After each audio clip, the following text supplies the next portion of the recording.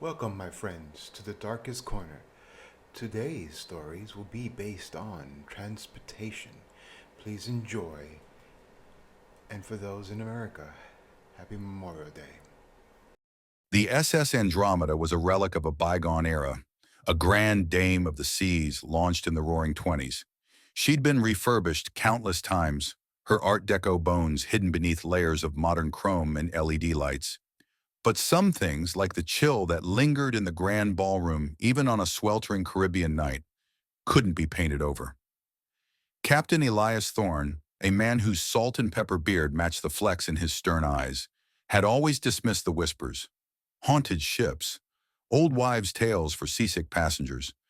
But this voyage, the Andromeda's final pleasure cruise before being scrapped, was different. It started subtly, disembodied laughter echoing from the empty children's play area, the faint scent of stale cigarette smoke in the non-smoking casino, doors creaking open and shut when the ship was dead still. Then came the piano. Every night, precisely at midnight, a mournful, off-key melody would drift from the locked grand ballroom. Elias had personally triple-checked the locks, even boarding the door with a steel bar, but the music persisted. One evening, a young engineer, fresh out of Maritime Academy, came to Elias pale as a ghost. He'd been in the engine room, checking the ancient turbines when he'd seen her.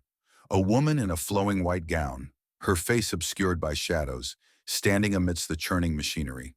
She'd simply stared at him, her eyes like bottomless pits, before dissolving into the steam. The engineer quit at the next port. Elias, a man of logic and steel, found himself pacing his cabin late at night. He'd begun to hear it too, a soft, melancholic hum just at the edge of his hearing, a song of sorrow that seemed to even emanate from the very hull of the ship.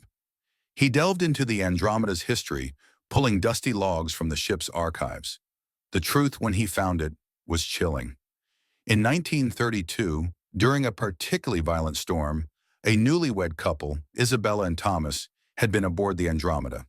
Thomas, a passionate amateur musician, had been playing the piano in the grand ballroom when a rogue wave struck, sending the ship lurching violently. Isabella, standing near the railing, was thrown overboard. Thomas, consumed by grief, had locked himself in the ballroom and played their favorite song until he, too, succumbed to a broken heart. The final night of the cruise arrived. Elias stood on the bridge, the Andromeda gliding silently towards her last port. At the stroke of midnight, the mournful piano began to play. This time, however, it wasn't off-key. It was a perfect, haunting rendition of an old love song. Elias walked down to the grand ballroom, his heart pounding. The steel bar was still in place, the door still locked. But through the ornate glass he could see them. Two figures, shimmering and translucent, swayed gently in the center of the ballroom. Isabella, in her white gown, rested her head on Thomas's shoulder as he played. Their faces filled not with sorrow, but with a serene, eternal love. As the last note faded, they faded too, leaving only the lingering scent of old lace and the deep, abiding silence of the empty ship. The Andromeda reached her final destination, her engines stilled forever. As the demolition crews began their work, Elias Thorne watched from the pier, a faint smile on his lips. He knew the Andromeda wasn't just a ship of steel and rust. She was a vessel of eternal love, carrying her phantom passengers into the quiet embrace of history. The old DeSoto sat in the back corner of the dusty antique car dealership, shrouded in a thin film of neglect. Its chrome gleamed faintly beneath the grime, and the deep maroon paint, though faded, hinted at a past grandeur. Elias, a mechanic with a soft spot for forgotten classics, felt an inexplicable pull towards it. The dealer, a man with a perpetual frown and a cigar stub, practically gave it away. "Good riddance," he grumbled, pocketing Elias's meager cash. "That thing's been nothing but trouble." Elias towed the DeSoto back to his garage, a cavernous space filled with the ghosts of engines past. As he began to work, a strange chill settled in the air, even though the spring day was warm. The car seemed to hum, a low, almost imperceptible vibration that resonated in his bones. He dismissed it as old wiring, a phantom current. The first oddity was the radio. It would switch on by itself, always to the same station. a crackly old-time jazz tune from the 40s. Elias would turn it off, only for it to click back on minutes later, the saxophone wailing its lonely melody. Then came the lights. They'd flicker, sometimes dimming to an eerie glow, sometimes flashing like a distress signal. Elias checked the electrical system countless times, finding no fault. One evening, working late, Elias heard a soft sigh from the back seat. He spun around, wrench still in hand, but saw nothing. The air grew heavy, thick with a scent of lavender and old leather. He shivered, a prickle of unease crawling up his spine. He was a man of logic, of grease and gears, not of spirits and specters. Yet the DeSoto was undeniably active. He started calling it Eleanor, a name that seemed to fit its elegant, if unsettling presence. Eleanor seemed to have moods. Some days she was quiet, almost docile. Other days the radio would blare, the horn would honk softly, and the doors would lock and unlock with a gentle click. Elias found himself talking to her, half joking, half pleading. "All right, Eleanor, what's got you so riled up today?" Then came the dreams.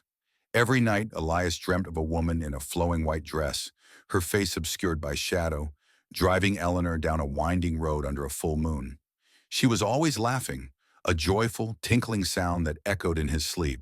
But then, the laughter would morph into a scream, and the car would swerve, plunging into a dark abyss.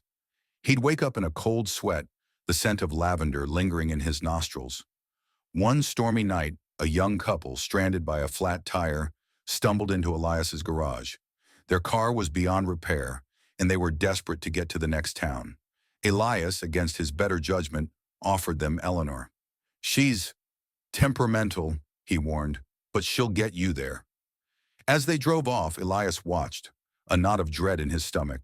The storm raged, rain lashing down, thunder cracking. He paced his garage, the silence now deafening without Eleanor's subtle hum. Hours passed. He was about to call the police when he saw headlights approaching. It was Eleanor pulling slowly into the garage, her maroon paint gleaming under the downpour. The couple emerged, pale and shaken. She drove herself," the woman stammered, her voice trembling. "The steering wheel turned on its own.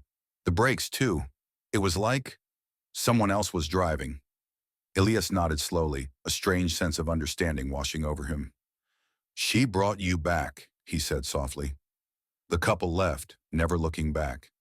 Elias walked over to Eleanor, running his hand over her cool, wet hood. He knew then.